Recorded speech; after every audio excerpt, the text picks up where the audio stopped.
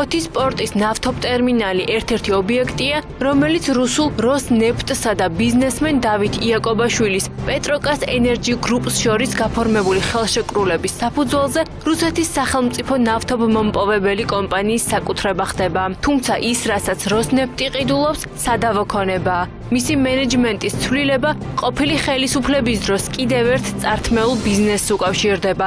ამ საკითხზე ადვოკატმა შალვა ხაჭაპურიძემ გაზეთ კვირის ქრონიკასთან ინტერვიუში ისაუბრა.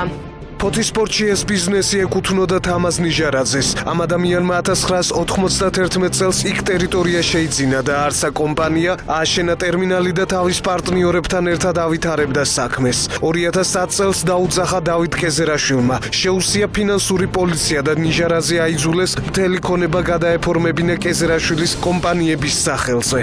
როსნეფტმა პეტროკასის აქციების 59% იყიდა. რუსული კომპანიის მფლობელობაში გალფის ბენზინგასამართი სადგურების ნაწილიც გადავიდა. პეტროკას ენერჯი გრუპში აცხადებენ, რომ საკონტროლო პაკეტი კვლავ ქართულ მხარეს რჩება და ყოფილი ხელისუფლების მაღალჩინოსნებთან კავშირს უარყოფენ. კომპანიაში ამბობენ, რომ როსნეფტთან გაფორმებული ხელშეკრულება ბიზნესის განვითარების შესაძლებლობას იძლევა. შემდეგ რაც ბატონმა დავით კეზერაშვილმა გაყიდა საკონტროლო პაკეტი ბატონ დავით იაკობაშვილზე, არანაირი კავშირი ამ კომპანიების ჯგუფს არ აქვს ძველი ხელისუფლების რომელიმე წარმომადგენელთან ან ბატონ დავით კეზერაშვილთან. ჯგუფის განვითარება მოხდება უფრო სწრაფად, ალბათ განხორციელდება მეტი ინვესტიციები.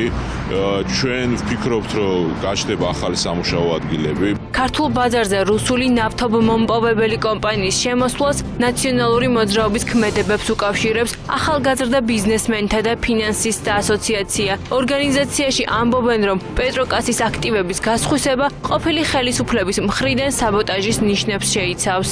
არაერთი რუსული ინვესტიცია შემოვიდა სწორედ წინა ხელისუფლების პერიოდში. დღეს ქართულ ეკონომიკაში რუსული კაპიტალი წარმოდგენილია როგორც საბანკო სფეროში, ისე მრეწველობის სფეროში. ჩვენ გვინდა გამოვეხმაუროთ იმ პოლიტიკას თუ იმ შეფასებებს, ასე ვთქვათ, თითქოს ხდება რაღაც დღეს დაიწყო რუსეთისთვის საქართველოს მიყიდვის პროცესი.